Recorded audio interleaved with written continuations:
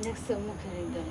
কও আসসালামু আলাইকুম, সবাই কেমন আছেন? ভালো আছেন? এই যে দেখেন রাত বাজে 10:30, কত সুন্দর বারান্দা, একটা সূর্যের একটা আলো, এখানে বসে রয়েছি, ভালোই লাগতেছে।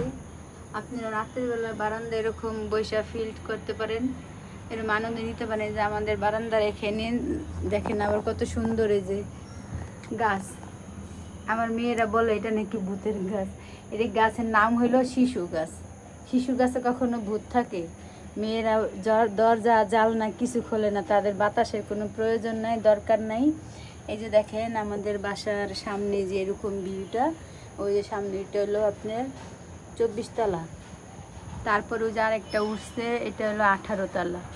আর এই যে বিল্ডিংয়ের পিছনে দেখা যায় কত, ওই যে যেটা ভূতের গাছ বলে সেটার পিছনে একটা 20 তলা। তো এখানে বলেন, এখানে কি কোনো ভূত নামে কিছু থাকতে পারে?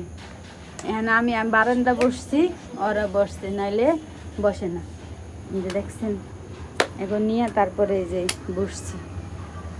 দেখেন বাচ্চা কার কার ঘরে আছে এরকম গাছপালা? ঢাকা শহরে যদি গ্রামে থাকতো, যত বড় গাছ থাকতো, কে বলতো না যে এটা ভূত থাকে। জানালা দরজা কিচ্ছু খোলে না। এখন এই যে আমি এখানে বসছি, এখন এই যে ঘরের জানালা একটু খোলা হয়েছে, দেখছেন, তাও থাই আটকানো। এই যে গাছের দেখেন, এই গাছ নাকি বলে ভূত থাকে। সবাই ভালো থাকেন, আল্লাহ হাফেজ।